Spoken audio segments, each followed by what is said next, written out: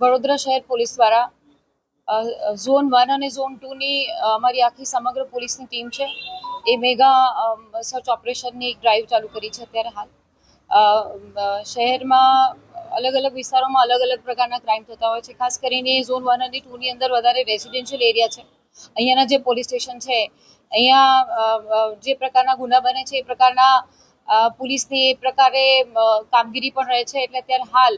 property ઓફેન્સીસને લગતા જે ગુનેગારો છે જે શંકાસ્પદ ઇસમો છે જે પ્રવૃત્તિઓ સાથે સંકળાયેલા છે એ બધાનું સઘન ચેકિંગ અને એમના વિસ્તારોમાં અમે લોકો એક મેગા સર્ચ ઓપરેશનની ડ્રાઈવ કરી રહ્યા છે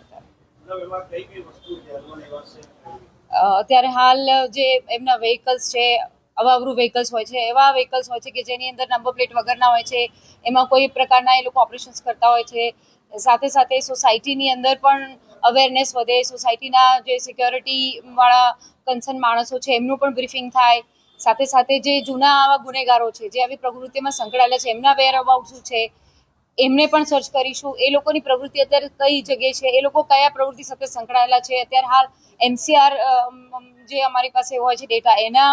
ઇસમોને પણ ચેક કરીશું જે ગુનેગારો પહેલા આવી પ્રવૃત્તિઓમાં સંકળાયેલા છે એમને પણ અમે ચેક કરીશું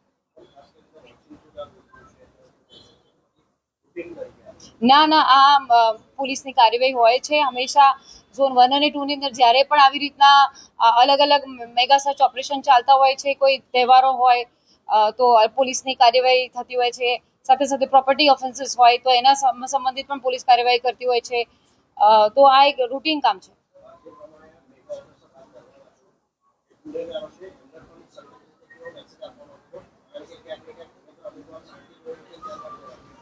ના પોલીસ હંમેશા ઓન ટોઝ હોય છે પોલીસ હંમેશા પ્રોએક્ટિવ પ્રિવેન્ટિવ કાર્યવાહી પણ કરતી હોય છે ડિટેક્શન તો અમારું કામ છે પણ પ્રિવેન્ટિવ એક્શન પણ એ પોલીસનું મુખ્ય જવાબદારી હોય છે પ્રિવેન્ટિવ એક્શનના સ્વરૂપે અત્યારે હાલ સમગ્ર ટીમો ભેગી થઈ અને એરિયા ડોમિનેશનની એક્સરસાઇઝ કરી રહી છે એટલે અમે લોકો હંમેશા ગુનેગારો તરફ લાલ આંખ રાખતા હોય છે પોલીસ હંમેશા પ્રોએક્ટિવલી એમના વિરોધમાં જે પણ કાર્યવાહી થતી હોય છે એનું એક પાર્ટ છે અને આ એક મેગા સર્ચ ઓપરેશન ચાલુ કરી રહ્યા છે